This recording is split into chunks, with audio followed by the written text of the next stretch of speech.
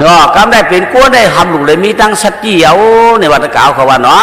สติได้หลุดเลยสติจื้อก้อยๆเนา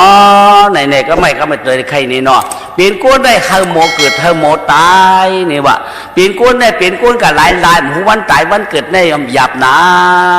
าเพราะใครเป็นก้นโมเกิดโมตายเพราะในจึงที่ได้ถ่อมตระกรรม10 คอยเอาในเนาะทีนี้ลัดนี้ตะกะเขาก้นดีก้นแมดกูก็ก้นเนาะปุกทานกสติได้เป็นข้อหนึ่งธรรมานกสติข้อ2สังขารกสติข้อ3ศีลานกสติข้อ4เนาะจากการนกสติข้อ5เทวตานกสติข้อ6อุปัฏฐมานกสติข้อ7มรณานกสติข้อ5ข้อ8กายคถานกสติข้อ9อานาปานานกสติข้อ10ฮัดกา10ข้อได้เพราะว่าเขามีสติเด้งามๆถ่อมเอาต้องเอาเต้เขามีตั้งจิตตั้งของเขามีลองตั้งพิษสังบ่ได้เต้มันก็จะข้อชั้นฉายเอาว่าไม่ก็ได้สำเร็จมาใครเนี่ยปุกฐานนกสติอ่อนตั้งรู้ก่อนว่าเต้ว่าอะไรก็ให้กับมันเวียหยักเนาะมันเบียหยาบตาตีสติมันชูเอาได้เชิงเนาะได้โจกแก็บโจกรรมในปุกฐานุสติปุกฐานได้เป็นเจ้าพลาเนาะสติเนี่ยเขาหลุดได้สติจอมเกวังกลางวงมันดังหือช้ำป้อมพิษคลองนั่นเหรอเนี่ยว่าเขาเป็นโกนเขาเยก็เยเฮินเยกวนมีโกนผมบะมันมีเข่งพระเล่ารู้ว่าเป็นก้นปุกท่านกสติเนี่ยเนาะเขาเป็นก้นเนี่ยเขาโก้ไก่เจ้าพระเขาโก้ไก่เจ้าพระก็ในป้อมมีตั้งสติเนี่ยมันก็เอาลงเอาลืมกว่าเนี่ยวะก็ในว่าจีเปียดมันหนัวเปียดไก่ย่าเปียดท้องซ้ำจางมีน่ะตั้งเตื้อเครือเตียนพระเป็นเจ้าไหนเนาะก็ในตั้งเตื้อเครือเตียนพระเป็นเจ้ามีชื่อเนี่ยก็ในพวกก้อยกับเมืองเป็นสงเจ้าพระเนาะว่าเมืองสงเจ้าพระอ่อนเนาะก้อยกับพวกมีตั้งสติที่ดีอยู่นี่ว่าก้อยกับตั้งสติเนี่ยอย่าปีดงปีลืมเมกำนาเนี่ยโกนโกไก่เจ้าพระเขากูก็กูโกนเนี่ยเนาะแต่เขาต้องไว้ดีๆเนาะโกไก่เจ้าพระได้เขาเลยมีตั้งสติในจื่อล่ะเขามีเจ้าพระหอยคอหรือเจ้าพระได้หอยคอย่อเขาไก่กระเจียนแคมขาวใครดอนเพชรดอนด่านให้เราหอยคอย่อหรือก้อยกับพวกมีตั้งถาป้อมมีตั้งนูสติได้ว่าจริงเตียนเจ้าพระรามดีไรกานั้นเขาสัมปากาเตียนเจ้าพระรามพิงหลุมไรแผวนั้นเขาสัมปามันแผวเตียนเขาที่เจ้าพระรามหลุไรวัดนั้นเขาสัมปากว่าวัดว่าไหนเขามีปุกฐานลูกสตินั่นมันใกล้เป็นอาเปียดเนี่ยว่าเนาะกายาอาเปียดเนี่ยว่าเตียนเป็นกายาอาเปียดนี่ก็เลยล่ะก็ไหนเขาว่าป้าเจ้าพระราเขากินเหล้าก็ไม่เนาะป้าเจ้าพระรากากินเหล้าถังเต็มเมาอารมณ์เมาทวนเขานั่นเนาะเจ้าพระราช้ำอยู่ไกลคอเขาช้ำกับวังเราปลาป้าพระเป็นเจ้ากวายเนาะอันนั้นมันจังเป็นอาเปียดกายาอาเปียดนั่นอย่าป้อมมีตาปุถานุสติเรือเช่นนั้นก้าจำป้าเจ้าพระรานอนดุยกันก็ไม่เห็นมั้ยวังไอ้ของดาวใจหืออันนั้นก็เจ้าพระรามถึกดีเผียวรู้นั่นช้ำป้ากาเผียวแล้วหือปุกฐานนกสติเขานั่นเหมาเดียวไปเดียวหือมาปอกสัมปากาขี้ไก่เยี่ยวนั่นห้องน้ำห้องโซโปจดโปเจเขาสัมปาใครรวดเพชรที่เจ้าพระรามหลุดเลยกวาดเขาสัมป้ากวาดที่นั่นเขามีปุกฐานนกสติในวันเนาะถ้าเขาถ่อมดีๆจะเอาเมาเปียกเนาะผู้ถ่อมตาลาเขาตาโมตั้งเสียงในฮาบีปุกฐานนกสติอันนั้นท้องไว้ว่าปุกฐานุสติอันนั้นนู่อันวันในอนุญาตธรรมวาสากำพองพวกกาหันเจ้าพระราชมาเหมือนว่าล่าเหมือนว่าดีเหมือนจริงตาเหมือนกาบี้ทำมันก็มีอันนั้นอย่าไปเห็นมันมีเนี่ยว่าหน่อยอย่าไปเห็นมันมีอย่าเป็นว่าจีอาเปียเหตุกรรมว่ะว่าจะวนเปลี่ยนว่าในบริษัททางพิษมันเป็นมันหนอกกรรมอาเปียได้อย่าไปเห็นมันมีตรงว่าปุกฐานุสติเห็นมันเจ็ดจางเขาว่าเขาหอยคอกาเนี่ยเขาตีกากล้าขายบากาก็เลยย่อพวกกาเตียนหลอกบาดนั่นเตรียมหยอกบาดนั่นเตรียมแคมเรียบนั่นเตรียมจิ้มจืนเฉยนั่นเขาปวดไว้เอาไว้เตียนดีๆนั่นเหรอเขาจองไว้กว่าหาเตียนอาหลูเขามีนานเพราะว่าหลูเขาเปิดจุกแล้วจอกไอ้คือมาเอาพระต่างหูหอยคอเนี่ยดีที่สุดพอมีตั้งนูสติเนาะมันชูมีมาพอกมาพอหลวงกาก็เนี่ยเอาหอยไว้ซ้ำตายน้อยไปแล้วก็ไม่เอาดื้อเอาหน่าบ่เรื่องว่าซ้ำเอาหายก็ไม่มา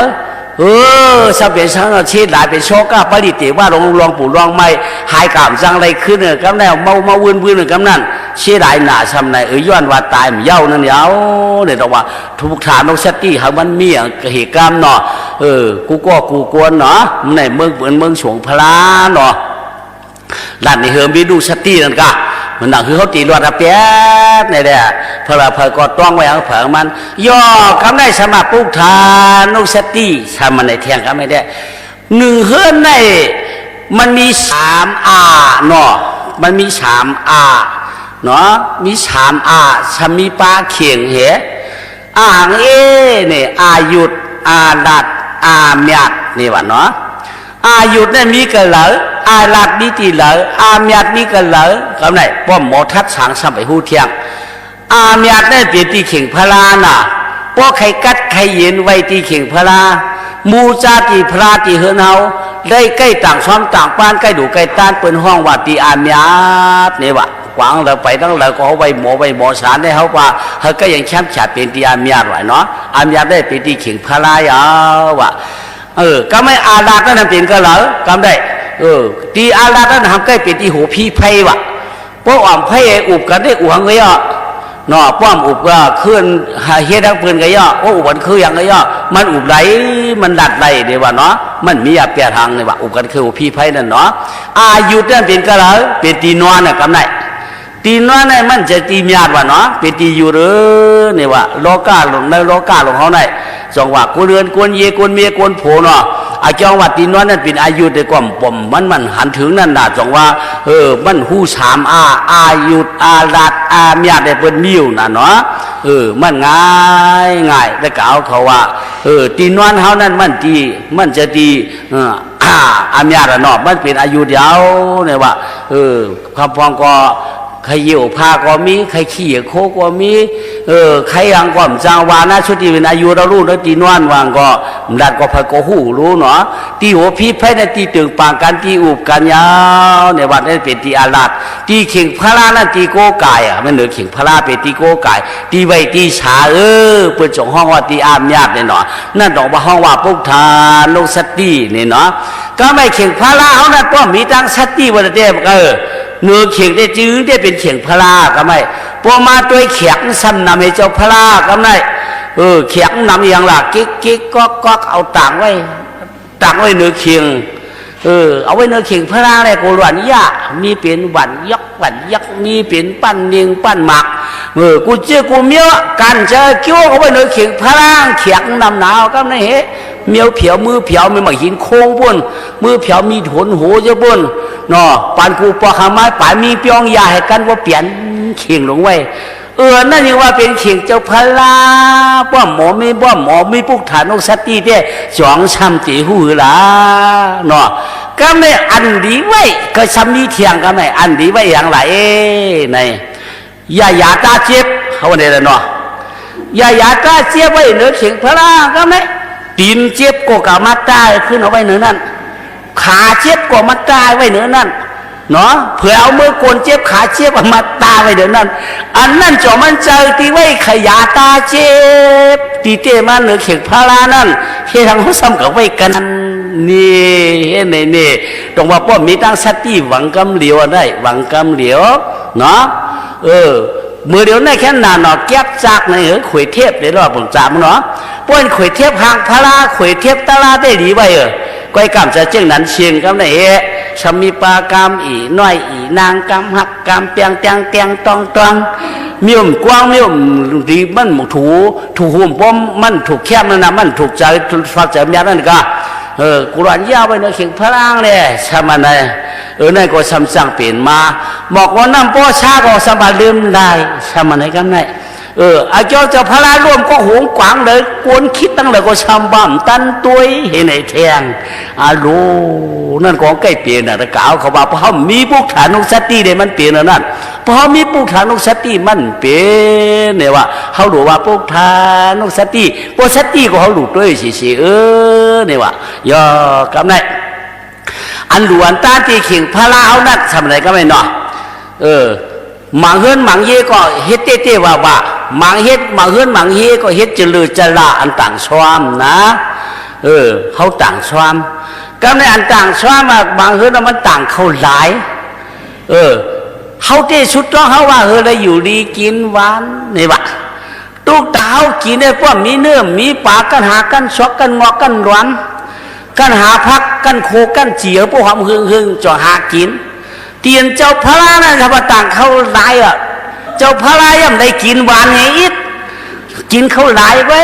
เขาสัมภาระดีอยู่กินหวานอ่ะเพราะกะชื่อขมุนมาร้องอ่ะขมุนเขาป้อมมาร้องขมุนของเลี้ยงวันถูกวัดเนี่ยเนาะเอามาเขาซ้อมตักซ้อมโตนะนะทุกวัด2 วัดนี่ชมวาเทียงโอ้ทุกตาเขาย้อนอยู่ดีกินหวานนั่นสมบูรย้อนเจย้อนว่างหรืออันเขามาต่างพระเปลี่ยนเจ้านั่นมาต่างเอาขมุนบัตร2 บัตรอีกไว้เนาะอันนั้นจ่อมันซับเด็กกึ่งเธอเขาย้อนเปลี่ยนไรต่อมันเด็กกึ่งเธอย้อนเปลี่ยนไรย้อนว่าเขาปุ๊บฐานุสติก็ไม่เขาเด็กเขากาไว้เลยโดนเนาะพอเจ็บปอกมาอันนี้เมื่อดูเจ้าพระเขาไปบ้วนแต่ไม่บ้วนอีน่าใครกินนั่นไอ้ใจใครกินนั่นไงป้อมเมื่อวันไหนได้อีอ่อนจุกถงไอ้รวมใกล้ตัวท้องโมโหมันใจอีดอ่ะหรือชื่อเมื่อปั่นเขามุนเขาป้องไม่ได้เมียวหนาป้อมอะไรย่ำจังผัดมาเนาะมาเลี้ยงลูกเลี้ยงหลานเอานั่นแหละสัมป้อมดื่มไหลอันเตียนเอาก็เจอข้อช้ำฉาเลยชุกข้าช้ำฉาตั้งเย็นนั่นอันเกตเขเหเพียวนั่นเขาซ้ำเอาลืมเปียดเนาะอันนั้นยาวพอเขารวมเล่าฉีเขาจังขึ้นเยอะเมื่อสูงเขากัดข้อช้ำฉาเนาะแต่กะเขาเจนจ้าด้วยล่ะเฮือนอันเชิงพารามัน6 ยอมีหยอกนั่นว่าได้แต่เฮ็ดโตกว่ามันก็เดี๋ยวละอยู่กว่าป้อฉากว่าก้อมป้อเปียวก็เดี๋ยวเนาะพวกเข่งพลังมันบดมือใช้ดีบอกว่าน้ำตั้มต่างปังจืนเป็นคือเรือนมือก็เป็นอันหนักเดียวอร่อยเขาได้เฮ็ดดีเต้หลงเนี่ยบอกว่าน้ำตั้มต่างเขาปังใส่มดใส่ไว้ยากแก่เต้เข่งพระเขาก็ดีนะเฮ้ไหนเปิ้นก็มีตั้งนับยำเขามากำเดียวเนาะป้วนปวกคือเอาไม้ชาช่อแล้วหมอนะว่าก็เฮ็ดดีมรักเท่านั้นเจ้าพระใครร่วมใครลูกมีดเดียวว่าไหนเต้เปิ้นก็ป้นนับยำเขาเปลี่ยนตั้งเปลี่ยนก็นานแค้นเนาะเขาเปลี่ยนการเปลี่ยนก็นานแค้นเกียนเจ๊เกียนหายแต้มหายตายแต้มตายใกล้ขำหึงเมียวนั่นย้อนว่าอันเขาโก้ไก่หึงเฮี้ยอันเขานั่นเขาเฮ็ดเต้เลยมัน2 จังเปลี่ยนไม้เอามาพอเขาต่างซ้อมเจ้าพระต่างกลางเหนือพอถึงกลางคำพอขึ้นขอบกลางเหนือเขาเผื่อกะหาต่างเที่ยงเขาก็ยังคิดเนี่ยมาแล้วหนูมากินแคบกินพองไว้พองหนูมากินเขาต่างพระคำว่าไหนกินของห้อมจูนเด้อเนาะหนูมาให้แขกเจ้าพระเขาย่องอันนั้นย้อนหางหลายย้อนปุกทานกสติในห้อมมีนั่นน่ะเพราะมีปุกทานกสติเนี่ยเปลี่ยนเต๊กยาวเหมียวไหน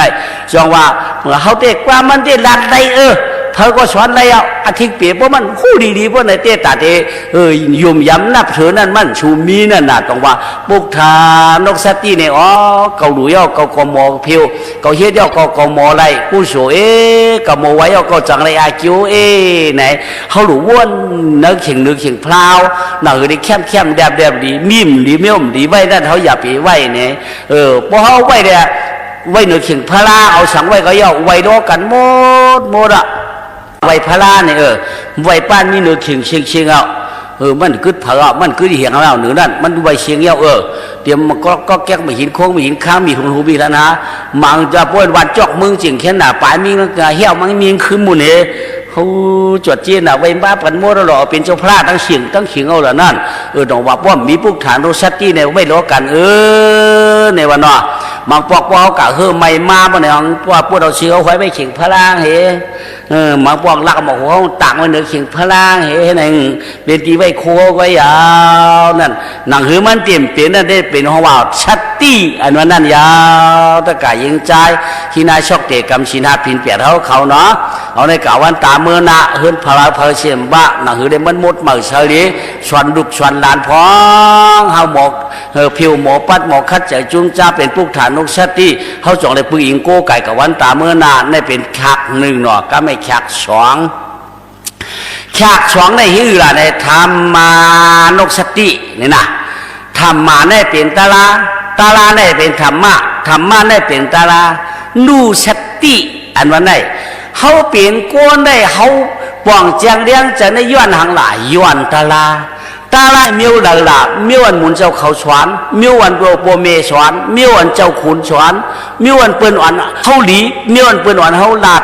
เปื้อนหวานเฮาหยาดเปื้อนหลัดเฮาป่องเสียวนั่นเป็นตลาหมดยาวว่าเนาะเป็นตลาหมดตลาอันอาชูอาม่านเฮาตีป่นนะตุกสังสลานี่ก็เป็นตลายาวอ่ะตลาดาชวนปานเฮาป่ยินป่งเงยป่ยุ่มยำป่เมเท่าเกศยาสามานั่นก็เป็นตลายาวได้อ่อนเฮาดีในเป็นตลาหมดกล่าวเขาว่าเนาะอันอ่อนเฮาให้นั่นก็ย่อมเจอตลาป้อนเฮาให้ได้ปึงตลาเนี่ยบ่ป้อนเฮาดีเนี่ยปึงตลาว่ะมันเป็นตลาเนี่ยว่านู่สติไหนเฮารู้ได้มีตั้งสติเตี้ยฮีเรียกว่ารู้ได้มีตั้งนู่สติเนี่ยรู้ได้มีตั้งลองตลาเนี่ยปุงจามเตียกเนาะปีน้วงไหนรู้ได้เปิ้นเฮ็ดป่วยเปิ้นถ่อมดิกถ่อมตลาเปิ้นมาปางเอามือกันในมือถ่อมตลาเนี่ยว่ะเพื่อนเอาขาเมติฮอดิกฮอตลาเขาในปังปอเหมียวมือหนาวเอามือนี่เหรอกำไรตีมือถ่อมตลากำไรคือสำคัญไว้มันจะเห็นขี้นั่นกับมือเหียงมันจะเห็นในกับมือเหียงเขาอันหนาเขาเลยเขามือก็ในเหอมือกระถ่อมตลายังว่าอันหนากว่านะทุรู้เปื่อนอันหนาถ่อมตลาเนี่ยเปื่อนอันหงชาพอตลาเขามาเขาหลอกเฉยเขาในเขาสามารถป้อมอันหนากับมือสมบาเทียงให้ก่อนมือถ่อมตลากันไหมเผื่อมือถ่อมตลากันไหนมือยากันเอาหนาเขาหันมาเมื่อหันเก่ากันไหนตลาห้องเตี้ยมเอาเขาหัวกันไหนอันเปิดตึกดูมั่วอาบเตี้ยว่าก้อมปองเจอสมาใครเคยคือนะคือตลาเตี้ยมมาเจอเอาหนาไปเขาเรียกว่านาสูไปเยาว่าให้สูไม้กันนั้นหกไม้กันในเก่งไอ้ในกากล้าไปมาไอ้ในกากล้าไปมาในกางในไปมาตลาเนี่ยมันเขาหูเปิ้นก็รู้สิเขาก็หวังเฮียงจ้างเขาก็เปี้ยคนหลายคนน่ะลูกเนาะก็หลายคนอุบลเฮียงนาน่ะนั่นกับอุบลใช่นั่นอันเปิ้นใครถอดนั่นเปิ้นทำจังเฮาอ่ะกำไหนรู้เปิ้นบอกเขามาอุบกันฮะว่าเขาหลุดถอมตลาป้อมหูเงาหูปลายแน่เห็นไหนเปิ้นทำวันไหนห้างเฮาเปิ้นวันไหนเจอเปิ้นนะเปิ้นก็บอกชมก็รู้ก้อยกำมันมีอาเปียท่าซ้ำไหนก็แม่ในตลาดหัวไว้รู้มีนี่บะเปิ้นบอกเขาเมื่อถ่อมตลาป้อมเมื่อถ่อมได้เขาซ้ำเมื่ออุบกระโดดปาบในปัญญาอันเปิ้นใครถ่อมนั่นหยาบหูหยาบใจเปิ้นได้มีอาเปียนี่วะอาเปียนั่นรู้สำเร็จกับเป็นอย่างหลาเป็นหือบ้ายอาเปียน่าเนี่ยเด็กเก่าเคยอ่อนกันถ่อมดีหน่อเพราะเขากัดถ่อมตลาได้เขาโมงนะเปิ้นถ่อมก็เยอะเขาถ่อมก็เยอะเปิ้นโมงเขาโมงก็เยอะเพราะว่ามันเตื้อคึกมันหนำเย้าเนี่ยมันเขาดีกับเป็นช่างในตีตายเป็นอะไรตายเป็นหวังกุโลวะเพราะถ่อมตลาได้โมได้ตายเป็นหวังกุโลวะเพราะพระกูเป็นหวังกุโลก็ใหญ่โมละเพราะถ่อมตลาพระเจ้าอันนู้มันหลุดนักไม่ใจดีเลยถ่อมไหมอ่ะในมันจะว่ามูลเจ้าลาลีหัวพิษตลาเอากระถ่อมตลาเลยกับโมเกวังกลางวงว่าได้ตายเป็นหวังกุโลได้มันออกมาในอุปุขันอย่างนี่ออกมาในดิเจ้าอุปุขันอย่างวางนี่ถ่อมละมันมีนั่นเขาก็เลยยินนั่นดิอุปุขันอย่างนี่วะก็ปะนะอุปุกอริยาอุปุกันออกมานะก็กับอุปุขันหยานั่นน่ะต้องว่าฮิเรชาวตายเป็นปังโกโลหลาไหนวางโกโลตัวนั่นในปมันห้องในเปิ่นจังมันน่ะวะเปิ่นห้องหาจู้เปิ่นก็ห้ามหูเปิ่นห้องหาโปหาเมเปิ่นก็ห้ามหูเปิ่นห้องหาปีหาน้องเปิ่นหือก้มหูเปิ่นห้องรองเปียวรองเมือนก้มหูพอเปิ่นห้องเขาจะรู้ไว้หือที่นั่นที่ตายอยู่หือนายได้ที่กว่าอยู่วางโกโลเขารู้ได้tôiรู้ว่าน้องนั้นตายอยู่ลอยเลี้ยวพันไก่อยู่บังก็กำได้เปียดันมันลัดผ่าตลาดนั่นว่าเปิ่นจังมันนั่นบอกว่ากล้อพิงนี่ก็เดี๋ยวว่ากล้อเมื่อเดี๋ยวนั่นย้อนหลังล่ะย้อนเราจัดกวดมาถ่อมตลาดเนี่ยมันกับโมเกวางกลางวงบนวันนั้นเดี๋ยวว่ามันมาตายเป็นบังกล้อป้องว่าเมื่อไรก็ย่อพักหวังกล้อพันเนื้อหวังกล้อวันกันพัดตักติ๊กนั่นย้อนอาเปียนมาถ่อมตลาดได้จังกับหม้อตายเป็นบังกล้อป้องว่าเปิ่นจังตังเมืองเดี๋ยวว่าเนาะในออกมาในอุปขันยาเนี่ยว่าต้องว่าธรรมานุสติเขาหลุดเลยสติดีๆเนาะแต่ก็ยิงใจเอาเขากูกวนเนาะย่อกำได้เปิ่นป้าเอามือมาถ่อมตลาเนาะพอถ่อมตลาก็ไม่ถ่อมมาตลาไปย่อเขาพวกใครเมื่อน่ะชุดออกก็ไม่ไปย่อว่ามาคานไปยาวไปชุดระบา พอสิเขาเดียดเขากำหมอหมูน้อยหมูนอช่วยชูนอเนี่ยพอก็หาลูกมือกำไหนเจ้าเฮือนมากำขาเด็กเขาอยากคุยก่อนเด็กน้ำจิ้มเนียงเจี๊ยมให้ก่อนเด็กอันนี้อันได้ให้ก่อนอันนี้เป็นเฮ็ดไว้รู้เนาะกูสูบประเดี๋ยวเที่ยงเอาหนักกำไหนตั้งตาลาแต่ห้ามมีตั้งสติกันไหมตั้งไม่สติดีมีเขาอยากคู่ไว้หนักก็ไม่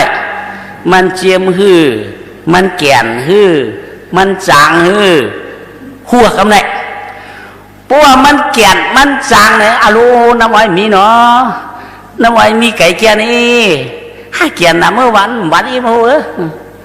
บนว่าเอามือเขาเลยเอามือปันไอ้นั่นอีนี่เขาเลยปันดุวันละอะไรกันอะไรครับมันเป็นวัดนาไอ้เจ้ามันดีกินเขาสำนีของคนในใจห้องมันดีกินนี่เนาะมันเป็นวัดนาเอาเมื่อเห็นไหนล่ะกูคำใครกินได้เห็นไหนก็เลยเพราะว่ามันหวานยาวก้อยกินก้อยดีกินไม่ต้องถูดินหมักเป้าใช่ไหมได้ของช้ำเจียมดีก็อยู่ก้อยเจียนจ้ามีงานเสียตันในของไอ้ใจใครกินอะไรอีน่าใครกินเชียวค่ะขย้อนมือห่อเขารู้คำนี้ว่าเมื่อมีหล่อนตัวหล่อนมือพูกช้ำว่าคำไหนช้ำย้อนมือกำไหนเพื่อนก็มีกันแล้วเขาเข่ก็ปันเฮาก็อย่างเนาะเขาย้อนเอารู้บ่มันเชียงไงบ่เชียงเชียงเอาใครเอาเนี่ยโอ้หนอทั้งเตี้ยมือปันล้วนทำอะไรเผื่อมาอุบกันนอหนักก็มันตลาหัวเขาซับหัวอันต้องให้เขาอยากคู่ก็ไม่เขาอยากคู่คนที่หวานแก้มมาย้อนมามีวะนี่เอาหน่ะยาวเราเขาอยากคู่เขาแน่นอนดีกินนี่นะทำอะไรก็มีนะเพราะมันดีกินเนาะก็นั่นเขาทำกันนี้ตาหน้าเป็นก็ก็ไม่ทำมาโนสติเขาทำวัวเนาะเนาะอารมณ์มีทั้งสติเลยถ่อมตลาดพอมาตัวมาจากเขานั่นเขาพอเป็นกู้ชูนั้นมันมีนั่นนะจองว่าเขาว่าทำมาโนสติมีในวัดกาเขาเนาะพอมีจิตนายในกระถ่อมตลาดได้เป็นห่วงมาเขา3คอเขาต้องคองกอหลี10คอต้องคองกอหลีเขาเปลี่ยนทำมาโนสติก็มาอ่ำต้องเฮคอก็พอหมอไว้หมอชาก็กู้ชูเขาได้ยาวเนี่ยเนาะเขาบอกไปมอชาก็กู้สู่เขาไหลก็ไม่ตลาดสุดก็ย่ำบอกไปเอาสุดมาเมื่อนี่ก็มีอันนั้นมันเปลี่ยนหากว่าเป็นกู้สู่ปุ๊กกูได้ถ่อมตลาดของตามมดตั้งเสียงตรงว่าธรรมาโนสติเนาะเปิ้นหัวมือละเสียมบาปเพราะกัดถ่อมตลาดได้ไว้จะจืนเฉยถูกหลวหลูถูกร้องเขาร้องถูกป้องเขาป้องถูกวางเขาวางเนาะถูกเหตุการณ์กู้สู่เขาเป็นกู้สู่อังเผิงมันเนี่ยเนาะห้องว่าธรรมาโนสตินี่นะได้เป็นช่องคอเนาะก็ไม่ชับในช่องคอยะอธิเปลี่ยนได้อันว่าธรรมานุสติได้จริงไหนอ่ะเปิดหอดีนั่นเขามีอันป่องเจ้าสีตาก็เขาโมไว้โมเช้ามันชุดมันหอมันกว่าหลัดจึงก็เขาเลยซ้ำจางจ้องก็เขาโมไว้สาธุอนุโมทนาได้กู้สุปฏิโนอนุโมทนานั้นมันก็หายมันจังไรอยู่เนี่ยว่าเขามีธรรมานุสติกรรมเนี่ยเนาะย่อกรรมเนี่ยเพราะมีทั้งธรรมานุสติเขาซ้ำมีทั้งสัมมุกไม่ดิกพื้นนั้นมันดีทวามดิกเมียวในมันดีทวามเรื่องนั้นก็ยามยินหนาวอันนี้ก็ยามยินหนาวเขายามยินหลายๆเขาย่างหมอใครเนเปิลเขามีธรรมานุสติรู้เมียวนั่นพอเขายามยินเขาหมอใครเนเปิลหมอรัดเนเปิลได้เดียวเขายามยินปนมหาควานเนี่ยได้ยินว่าเขายามยินหนาวเมียวนั่นเฮบาเลยปนใครเนรู้กำต้องเก่าชำบาวัดรู้เฮียงยามยินหน่อยย่ำต้องป้อมต้องดูทอมเที่ยงรอปนมาห้อยวังยามยินหน่อยย่ำใครทอมอันนั้นเป็นห้องว่าธรรมานุสติมีเนี่ยวะ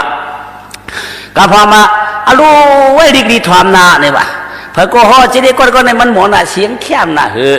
ที่เราดีทอมอันนี้เป็นสีกันได้เสียงนั้นมันเจอตลาดูตีมันหลวดตลาดมันหลวดคอมันนั่นน่ะคอมันเนี่ยเพราะมันดีก็ย่อเพราะมันหมันก็ย่อเพราะมันเมียนก็ย่อเสียงมันนั่นที่มันจังวะเสียงเผื่อเสียงมันเนาะก็พอเป็นสีได้ก็นั่นห่อกับใครทอมปนจีดีเขาก็ได้ก็ไม่เคยทำอันนั้นก็มันก็โหตลาก้อยก็อันนั้นเขาอย่าไปเลือกก็หัวมันอย่าไปเลือกพวกกูหัวมันเขาเป็นธรรมานุสติสิกามในวันเก่าเขาว่าเนาะอย่าไปมันมีว่าอันตาตินตาติเช่นี่ได้ฉับมุกบุกขาดลาดอันนั้นดีทอมอันนั้นดีทอมอันนั้นเขายามีนั่นนั่นไปหุ้ยพวกไหนอันห้ามไรหุ้นนั่นเลยทอมอันนั้นอันไรหุ้นนั่นเลยเจียงเลี้ยงจังนั่นไว้เจอจีน่าทอมเพิ่มมันอีกกูก็กวนเขามีธรรมานุสติกรรมเนาะย่อกรรมในสังขานุสติสัมวาเทียงกรรมใน สังขารลงสติได้มีหลายมิ้วไอ้ตะกาวเขาเนาะผู้ศีลก็ผู้ศีลผู้ทำเอาเขาถ่อมดีๆทางสังขารลงสติได้มันมีหลายมิ้วไหนหนึ่งสังขารอริยะเขาเจ้าได้มักไรผูนั่นห้องว่าสังขารสองสังขารล้านเขาหักมาเมื่อหักเขากำผัดเมื่อไรมั่มผัดเขาได้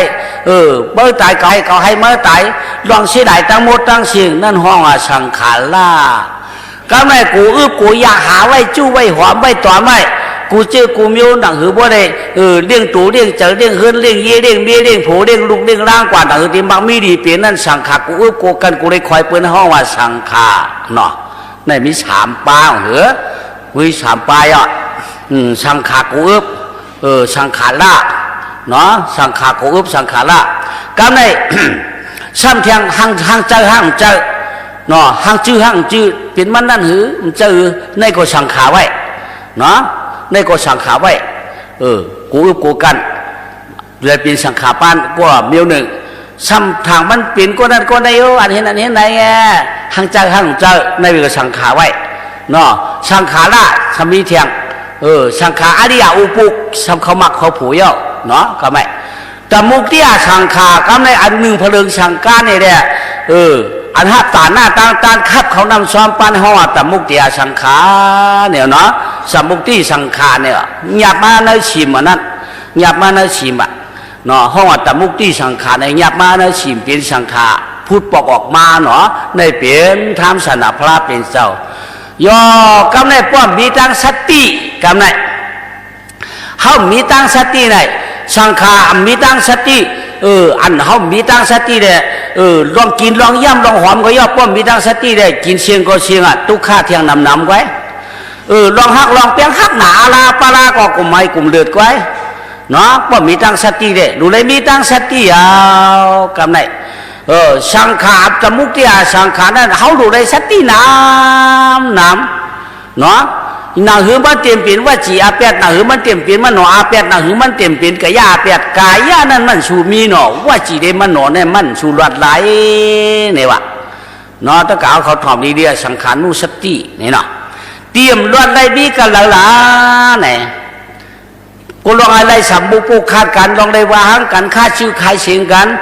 เนาะจึงนั้นเป็นว่าดีได้สติเด็ดเตะโป้ใครเวรวันอาปาดลองดัดลองสาลองสังขาพิษปึงในรุ่นเนี่ยเนาะเขาว่าบุญเจ้าสังขาป้างในรุ่นเนี่ยมันเฮ็ดดีนี่แหละพวกมันเฮ็ดดีนั่นเขาสังขาว้าวติ๊กเขากำกับช่ำหมูติ๊กพวกในเตะปุ่งสามแตกไม่ได้เหมือนเจ้งสังขาป้านั่นอันมันดีนั่นเหมือนควายกวมเนาะควายตัวนั้นมันกวมไม่เอาเข้าเทินกะก็แล้วสำขึ้นเขากับจอมห้อยควายตัวนั้นกวมมันขึ้นนุกเขาแทงยาวนี่เนาะสติถ่อมดีๆเนี่ยได้สังขานุสติดูเลยสติแน่เอาไม่ได้ดูเลยสติแน่ที่เรียกว่านั่นแหละลองสติสมบุกผู้คันเนี่ยเมื่อปานสังขารป้านั่นมันเจ้าป้านั่นป้าได้มันเย็ดนั่นนี่มันเย็ดไหนนี่กำไข่ดัวกำไข่ไว้เขากำไข่ชาเขากำไข่ทุบกำไข่ย่าเขากำไข่อยู่กำไข่ต้านเขาอันไหนเขาซับออกชบออกปากเขาติ๊กพวกไหนเจ้เหมือนถ้าเขานุกกลุ่มจอมมันยาววะห้ามใครรู้อย่าใครเดือเปิดห้ามใครไว้อย่าใครเดือเปิดห้ามใครรู้ใครต้านอย่าลัดในเปิดไว้นะโมโหเจ้าปืนก็มาเจียเชียวรู้ทิ้งนั่นไอ้ไหนมั่มใครไว้บุญเจ้าป้าไหนมั่มใครไว้สังขาป้าไหนมันปืนมาถามเขารู้พอห้ามลัดในเปิดหู ก็ไม่เขาซ้ำว่าเขาใครไว้กำใครอยู่กำใครชาเขาในกาจอมกันเนาะกาจอมกันนุกกลุ่มจะจอมกันเนาะเหมือนอย่างควายตัวนั้นเขาเถื่อนกับเขาก็จอมหลังอันนุกยืนนุกยางเขาก็ปาดปัดปิดเอามัวเดียวในตัวว่าช่างคานกสติในวันนั้นเนาะอะไรมีตั้งสติเนี่ยว่าเนาะว่าจีสังขารานั้นอย่าเปลี่ยนมันมีดาว่าจีอย่าเปลี่ยนให้มันรดช่างกลางเผื่อมันเอกรรมเนี่ยว่าเนาะบ่มีในใจเขาเตะเบิ้ลไปมันหนอเปียดไว้มันหนอเปียดได้เหมือนนักกะหึงเก่ามันหนอเครื่องสายเสือคิงเพิ่มหูร้องในรูนี่เป็นสังขารนกสติในดูเลยอ่อนกันเวหังเผิงมันหาได้มีตั้งสติดังคือพอเตรียมเปียดตื้อเขานั่นเขาพวกก็จะขอช้ำสาในว่าก้อนพิษกว่าก็มันกว่าหางมันไว้เนาะ เฮาว่าหมุนเจ้าป้าเนี่ยมันเฮ็ดตราเนี่ยก็ลอยมามันสิอายปืนทางมันกวายมันสิร่วมกว่ามันปิงหวางมันกวายมันสิดีมันสิตั้งดีมันสิมีมันสิฮู้มันสิหันตั้งขี่ก็มันสิฮู้มันสิหันมันเฮ็ดกวายมันสิเปลี่ยนกวายหันกวายมันนี่ว่ากำในเฮาซ้ำเก่าซ้ำเป้ซ้ำเป้ปนที่ของเฮ็ดเตี้ยก็ยาวเฮ็ดเตี้ยก็ยาวเปียอันนั้นน่ะสามารถจังเฮาเถียงยาสามารถจังเฮาเถียงเนาะก็เฮาใกล้ใครเดียปืนก่อนปืนยินจอมกว่าฉะนั้นก็บ่เปิ้นยุ่มเฮาก็จะไม่อาจจอมกันเชียงยาวต้องว่าสังขารนกสติไหนเกาเตี้ยกอมกะหันยิ้มคิงนั่นหลับนี่เกาไหนมันโหเลยสติเต้เตี้ยแล้วจอกรอดอาเปียบเดี๋ยวเนาะกำไรชีลานกสติก็ไม่นะซึ่งมาถามเคียกแล้วชีลานกสติเนี่ยไหมชีลาได้เป็นชินน่ะชินเนี่ยมันมี5ชินปานาติปาตาติงนาตานากาเมสุมุกสาสุลามิริยาเนาะก็ในเพราะว่าเนื้อกาชิน5ชินได้เขากำชินเลยก็เยอะเพราะว่ามันอ่อนลู่อ่อนเดี๋ยวในเต้มันเพราะว่าเขากำชินสุราได้มันอ่อนเขาลู่เดี๋ยวหมดปูจานเตียงเขากำปานาติปาเนี่ยมันเอาหางตายนี่แหละเนาะอาตินาตนากรรมเขากรรมมันรักสังเผอนี่แหละกาเมสู้ในกรรมกวดลูกถูกผูถูกเมีเผอเนี่ยมุกชาวาตาในเขาเนี่ยมันเปียดเดียนเนี่ยสุราบิริยะพวกมันกรรมเราเด็กว่าพวกมัน1 กรรม 1ดี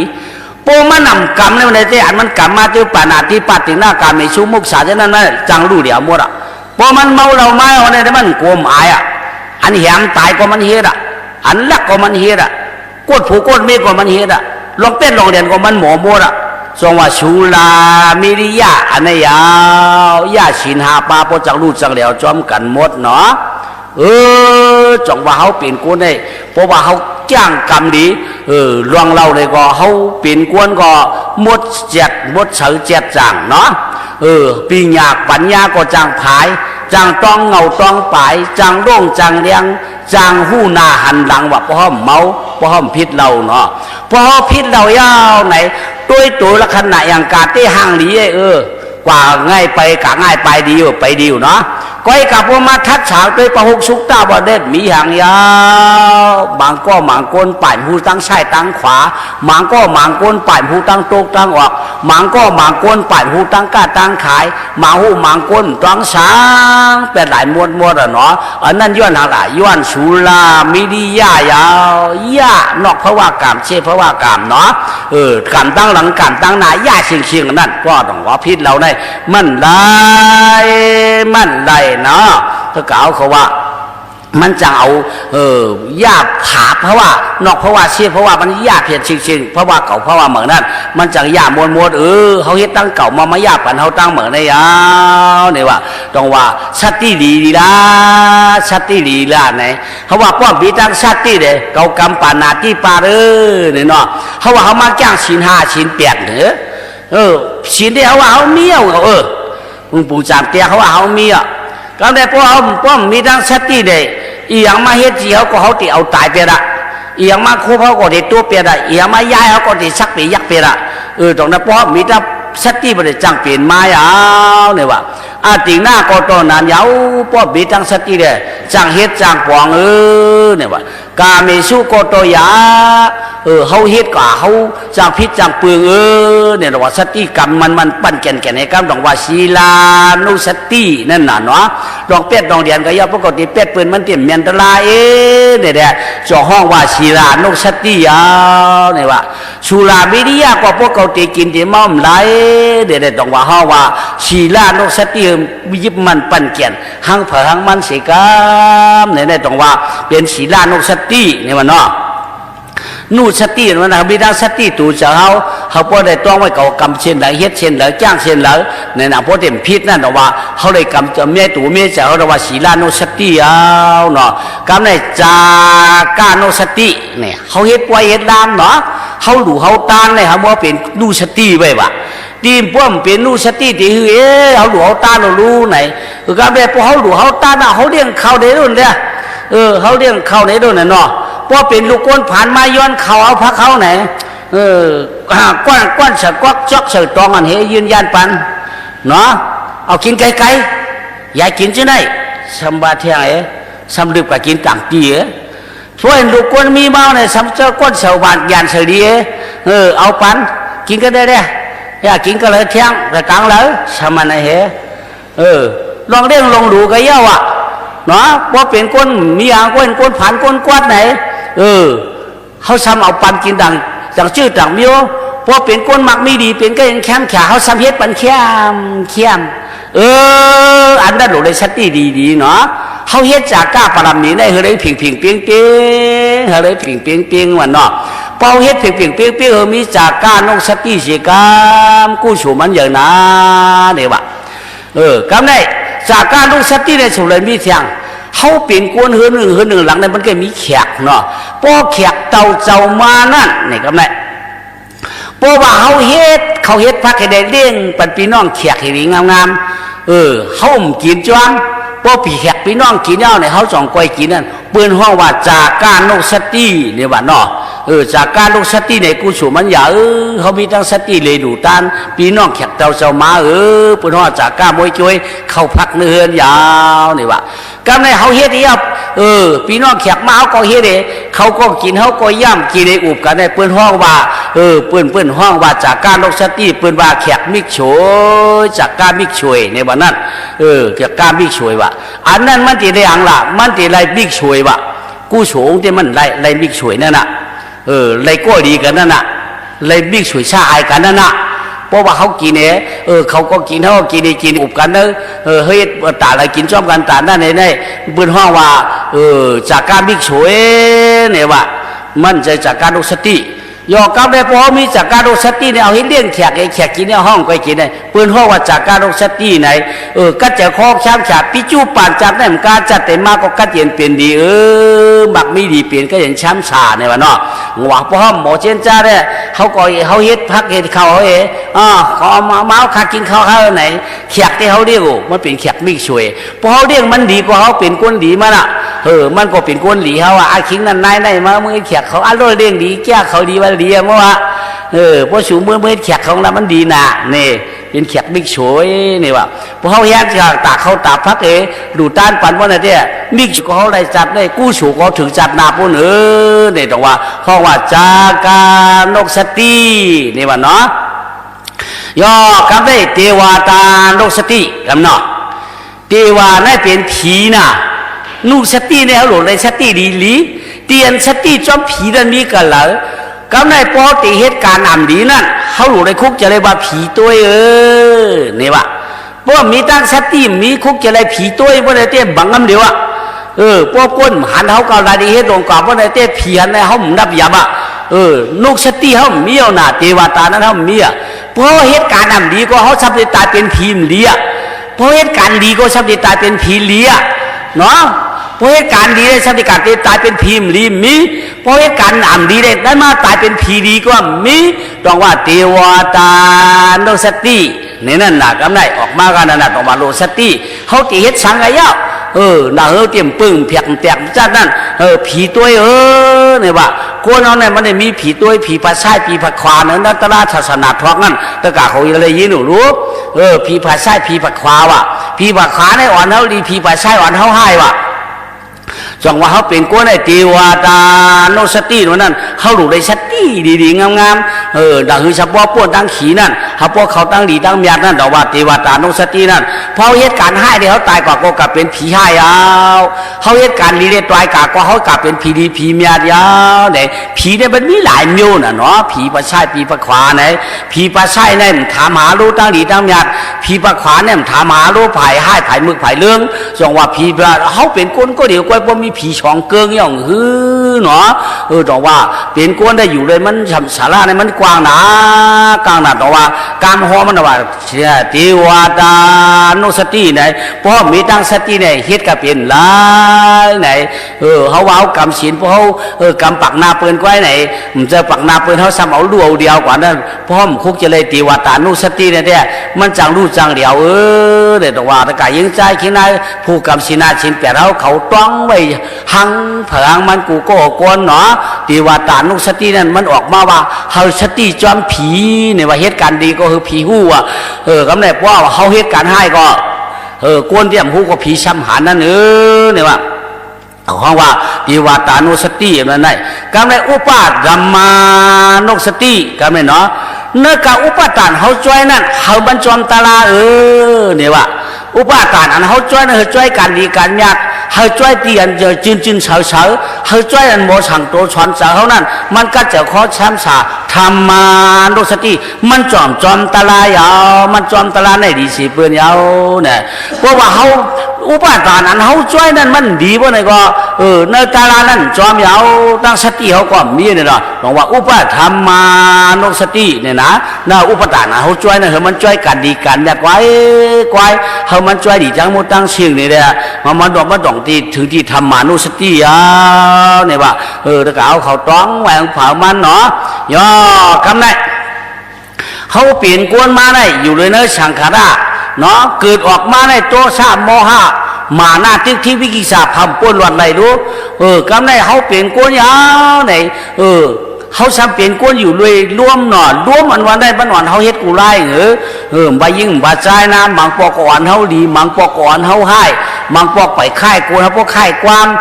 ตรงว่ามันจางใครนั่นน่ะอาณาปานานุสติอันว่านั่นก้อยกับกวนนั่นเนี่ยพวกหมอวัวไหนเก่าเปลี่ยนกวนเนี่ยอยู่รวยร่วมเนี่ยเบื่อจุ่มเก่ามือยังเปิงไปควายพวกเก่ารับตาก้อยผีมอยมาก็พำฮักเก่าเปี้ยงเก่าพวกเก่ารับตาลืมเมืองอ่ะย่าเผยกว้างฮักเก่ายาวเก่าเป็นอูเปิ้นก็เปิ้นสู้เก่าเป็นเมียเปิ้นก็เวเก่ามัวเราเก่าเป็นลูกเปิ้นก็เปิ้นปลายเชียงยาวพวกก็มีเจอก็มีรวมเย้าไหนบ่ยังตึงมีรวมหนึ่งยอกบ่ไหนเต้เผยกวามจังผาเท่าไรเนาะเป็นนั้นไม่ชอบกันที่ตึกจองว่าอาณาปานานุสติเนี่ยมันจังต้งจังหนึ่งมันจังเรียนเข้าเรียนออกเนาะเป็นคนเราหลุดเลยสติดีๆนั่นเพราะมีตั้งสติเต้ถังว่ามันแก่นะแก่อิดอาณาปานานุสติเนี่ยเนาะรวมมันว่าได้มาอยู่ด้วยรวมเข้ารวมออกมือมันเข้าเป็นอายชามิวมองออกมาเป็นอายชามิวน่ะเขาเลยถวยเจ้าเข้าในโลกัดเงี้ยๆนี่พวกเราทางออกมาในอุ่นหวานเอาทางชุดเขาให้ขึ้นทางออกไว้ก็มันโปเปลืองกำเดียวมาอยู่ในนิจ้าน่ะรวมมาอยู่ในนิจ้ามันเมน่ะอาณาปานานุสติว่ามีตั้งสติแต่รวมความว่ามันจะดำจะขาวจะดีน่ะมันจะเอาเฮ็ดกูเมียวน่ะค่อยกำหมาเมียวได้เพิ่นเอาออกมาเนี่ยพวกห้อมดัดเนี่ยเปิ่นหูไอ้กะรวมตัวชาเนี่ยมันก็ใกล้เอาจะรับมันน่ะพวกห้อมดัดเนี่ยเปิ่นหูนะบางก็มันหมอสติน่ะมันหมอทั้งสติตัวชาจะลำมากกว่ามันหมอโคหมอฆ่ามันพังเฮียงหลายเฮียงป้องเฮียงผ่ำหูน่ะเพราะมันบอกเปิ่นได้เพราะมันบอกเปิ่นก็ให้หูมันเนี่ยก็จะลำแก่มาเนี่ยมันหูเปิ่นหูออกมามันจะลำออกเป็นว่าบอกเปิ่นออกกำเดียวนะจองว่าพอหมอชุกหมอยื่นเนี่ยก็ตัวชานั้นมันจะหายกว่าอาณาปานาเขาได้มันจะว่นใดมากกันเดียวน่ะเขาบอกเขาถอยจะเขาเดี๋ยวก็มันหัวพอถอยเข่ารวมมันกัดพอเอาออกรวมมันอุ่นขุนถอยก็เป็นไหนไหนรวมในมันมีอยู่6 ปืนน่ะเนาะมันมี6 ปืนน่ะมันอยู่เลยรวมมันวันนั้นเมื่อหนึ่งจางใครนะอุกธรรมบาโตอัทโทวาตาปุกตาโกตาสาวาตาปุกชีวาตาน่ะอิงก้านุชีโรวาตาอาสาชาปัสสาไหนเป็นรวมเสียงในวันหนึ่งวันกะวันไปวันลูกวันนางตั้งวัดตั้งเสียงน่ะอุกธรรมบาโตอัทโทวาตาในของรวมเบื่อตัดจ้างลูกตั้งหูเพียวเอวลูกถะไผ่จ้างลูกตั้งตินเพียวเอวเขาจักกันค่ายกันขึ้นกันลงกันที่น่ะได้อยู่เลยรวมทั้งเสียงรวมใครเย็ดรวมใครกินรวมใครกาดรวมใครหลากรวมใครป้องรวมมันเนื้อต้องเนื้อใช้รวมเอาไม้รวมเอากัดรวมบัดรวมหนาวรวมหาวรวมมือรวมคืนมันนำหนาสัพพทาจัปเทมีนาเฮาตู่เฮาเบลมี6 มิวน่ะสองว่าว่าหมอเฮ็ดได้ใกล้เปลี่ยนอาเปียดว่าหมอเฮ็ดจะเปลี่ยนไอคิวจอมเขาไหนเขาหลุเลยหู้ตัวแต่ป้อหู้ตัวเสียๆที่การลิ้นเขาสองจังเปลี่ยนนะเนี่ยว่าจะว่าก้นนั่นเนี่ยมันชูหู้ตัวนั่นน่ะป้อหู้จับการลิ้นนั่นน่ะป้อฮิ้วได้ว่าหู้ตัวในการอ้ากู้โฉนั่นรวมมันเอาเฮี้ยงเหตุการณ์กู้โฉนั่นเขาว่าปุ่งสามแตกเลยเนาะว่ามันรัดในปุ่งสามแตกหูเนื้อผู้เขาเมื่อจ้องเต็มเจ้าเนี่ยด่ะเขาเมื่อต่างซ้อมต่อเขาเมื่อหลุมเมื่อต้านเต็มเจ้าเมื่อพูกในโดนด่ะหวังมาปลายป้างลูกลาไปได้ยังขึ้นเปิดมือเมื่อจ้องก็มือได้ลูกลาไปได้วะเห็นไหนสั่งเจ้าว่าเราพวกคนเฮ็ดพักเต็มเจ้าว่าเพราะผักอะไรตั้มกว่าเจ้าอะไรมันได้ป่าวะมันลูกกว่ากันเดียววะพวกกับประตูเปิดได้วะนั่นน่ะรวมเฮ็ดนั่น พวกกะจ้องได้สัมบาลูกลาเป็นว่าพวกกะไปชื่อตับเนี่ยว่ากะเล่นเจ้าอ่ะนั่นน่ะง่ายๆหรอกบอกว่ารวมปารานำในมันง่ายมันวันเก่าไว้น่ะเนาะรับสิ่งก็มันรับสิ่งกัดก็มันกัดไม่ก็มันไม่มันมีลมใครลมหนาวสามพวกได้กะหาปารานำแต่ยอพวกกะหาการกู้สูงไว้พวกกัดแล้วกัดหนารู้กามได้พวกรับสิ่งหนารับสิ่งหนารู้กามได้พวกไม่มาใบหนารู้กามได้เนาะรวมพวกกู้สูงได้มันหายาบหนารู้ง่ายๆรู้ก็ได้การขึ้นปืนของมันใครจอมรู้บุญนะบุญกาจอมรู้ก็อ้ำขึ้นปืนมาหัวมกว่าเห็นนี่มันก็เป็นเช่นนั้นนะเราหากู้สูงได้ย่อพวกกะหาอาเปียเตให้กัดก็มันกะไม่ก็มันกะรับสิ่งก็มันกะผลมาก็มันกะพวกกามมีหมุนมีศีลกับพวกตะเลแคบตีนะมันไว้ใบนั่นง่ายอาณาปานานุสติตรงว่าสติตาหลูหมุนขุนล้อนาเฮ้ยจอมตั้งอาณาปานาเจ็ดใจกันเนาะเฮ้ยพอจอมการกู้สู่จืดเสอเผอมาเนี่ยกันเนี่ยตรงว่าห้องว่าอาณาปานานุสติได้เฮ้ยหมอจังสติรวมเฮานั่นยาวเนี่ยว่ารวมเรียกพวกหมอสติเนี่ยมันก็อ่อนกว่าทั้งห้าชิงเนี่ยเนาะกำได้กายคันธานุสติเนี่ยกำได้เขาเปลี่ยนโกนนายชัมบาฮืออยู่เขาในเขาหยาบย้อนมันหนำหนาว่ะหยาบย้อนเราหยาบย้อนหนำเขามันขันเจอย้อนยุกเนี่ยมันหับเจ็บหนำนั่นมันหับเท่านะเพราะว่ามันไปดูไปเดียวตั้งยุกตั้งนำอยู่ด้วยกันได้เจอเนี่ยเจอเขาได้มันหับเท่าอ่ะมันขำเอาเท่าไว้อยู่หึงกองเท่าไว้ก็ไม่ยุกเขาได้มันเป็นตัวเขาตัวได้มันขำเจ็บไว้ยักอะไรก็เจ็บกันนั่นไว้ยักษ์กระกองเจ็บอ่ะใจเขานั้นมันขามเท่าอ่ะนรกก้าลงได้เปลี่ยนที่ไหนก้อยตองว่ายุกได้มันขามเจ็บเจอขามเท่ากินเขาเป้าวันตายไปยอกไปย่องโลก้าสังขาราในป้อมไปปองเสถ่อมลอยถ่อมลอยอานาปานานุสติได้มีเจอเจตนาถ่อมลอยเนาะไกวถ่อมไกววดพวกก้นพื้นผาให้ถ่อมนี่กายขาดฐานได้มันหยาดหางไหนตัวเขาในเป็นนีเขาตัวเขาเป็นนีเจอเขาเป็นโจรตัวเขาเนาะเจอเขาเป็นนีตัวเขาเป็นโจรเจอเขาก็ไม่เนาะโยกำในฮีเดขาเป็นโจรเป็นนีกันละกำในอันเขาหนึ่งอันเขาไหวอันเข้มอันเรียบหลงเจนโบราณวังศิลป์เลยเจอเขาใครนี่ไรเนาะช้ำเอาตัวเขาเป็นนีป้อมหาเฉยช้ำเย้าเนาะกำในช้ำเอาเป็นนีแบบอันใดก็หลุหนึ่งอันใดก็หลุหนึ่งก็ได้หนักคือตัวเตะห้างดีเจอเขาใครเจอเฮ็ด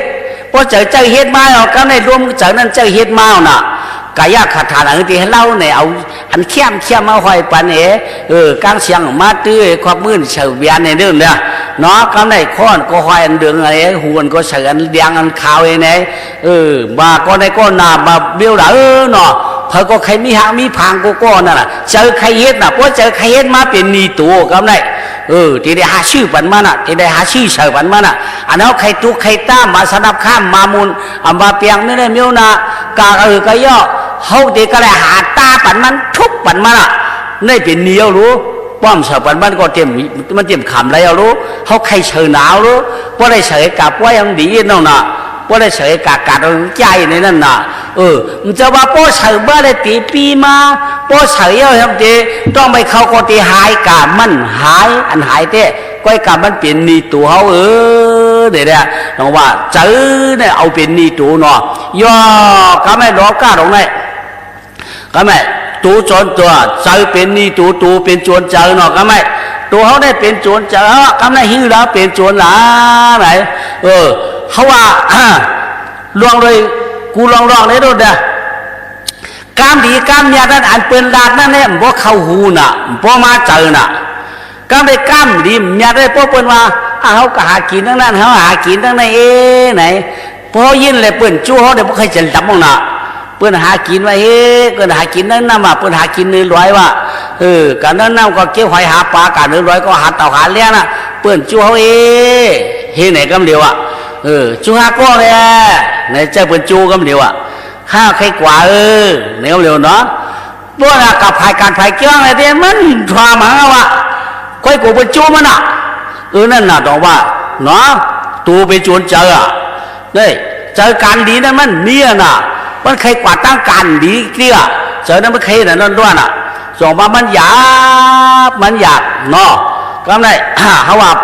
การทอมตลาดเนี่ยล่ะทอมม่ามไปว่าจ้อมยังไปป้วงจ้อมว่าเป็นโจรเจอไปแล้วก็ได้เขาว่าการหันการมีชู้ในรุ่นเนี่ยหันลูกหันเมียปืนหันผูปืนไหนก็ได้เพราะหันนี้เอาไหนเขาซ้ำยืนไรเขาซ้ำใครกะหามาโจรเจอเขาก็ได้มาเอาน่ะกะอุบลูกปืนก็เป็นกะอุบลูกปืนที่มันจะว่ามันเป็นเพี้ยนะเพราะกะอุบเมียปืนลูกปืนมัดเอาน่ะมัดก็ปืนเมื่อเอามาเป็นโจรเจอเขาหยาบก็ได้หาสอหาหยอหาเตียนป้อมไปเมียนะปืนลาดไว้ก็ได้ขัดเจอโจเจ้าเป็นเจอเขาเป็นเราไปโจรเจอเขาหยาบบอกว่าเขาเป็นโจรเป็นหลานกันที่แล้วรอก้าเนาะชูเขาก็โตยาคู่หลังเขาก็โตยาพวกไก่ย่านเสวันตวนมีนาลีจันสังขาราสัมปเสียงถมดำลายพวกมอพริกพวกไก่ย่านหอมซ้ำสุดผายหาผายอยู่ติ๊กอันนั้นดูจ่องซ้ำตีเข้มเดียบมันเข้มพวกเนื้อตะลาว่าพวกไก่ย่านเสียวตู่เสียวเมียนเป็นกรรมฐานว่ะเขาก็ตีตู่เหมือนเมื่อเขาก็ตีเมียนเหมือนเมื่อเขาก็ตีตู่เนาเหมือนเมื่อในเนาะเนี่ยเขามาเข้าเจอเขาเลยชัดตีว่ะเนาะยอการได้พวกไก่ย่านเสียวตู่เสียวเมียนมาเลยเสียงน้ำลายถั่วโมพี่เสียงอะไรเรียนไปคุณดังเรียนว่ามาปื้ออันนั้นมันมีวันเอามาเรารู้เนาะพวกไก่ย่านเสียวหวานว่าในของความอย่างเห็นไหมล่ะเขาว่าบินหาภายไหวหาร้องเอารู้นั่นสองว่าสังขาราเนี่ยมันง่ายอยู่เลยรวมเนาะสองว่าจีว่าชู้วยว่าป้อมคุกเจริญวันตายเต้เขาแก่หนาเนี่ยตาเตียวเขาป้นเนอะเจ้านั่นได้มีกันเลยล่ะเนี่ยก็ไม่มีธรรมะพุทธานุสติธรรมานุสติสังขานุสติศีลจากาติวตาอุปตมะมาลนากายคาถาเนาะก็เนี่ยมาลนานุสติมาลนานุสติเนี่ยเพราะว่าเขาหมอเจนจ้าเนี่ยที่ตายดีๆไปญาโจเนี่ยว่ะเนาะที่ตายสไปญาโจเนี่ยเนาะฮิเรสัมญาโจเนี่ยที่ตายบ่ได้ตายทั้งญาโจรเที่ยงไหนเขาว่าเขาเปลี่ยนก้นเอาเขามักมีดีเปลี่ยนกระเยียนแคมแก่อกจากเงินข้ามปองดูปองตานเขามีไว้กองก่อยบาขึ้นบาเยี่ยมบาตรงบาหน้าเนาะบาก้าวันก้าหลวงไม่ได้มีนาห้องปองดูปองตาเนี่ยห้องปองเฮตตาหน้ากู้สู่ช่าง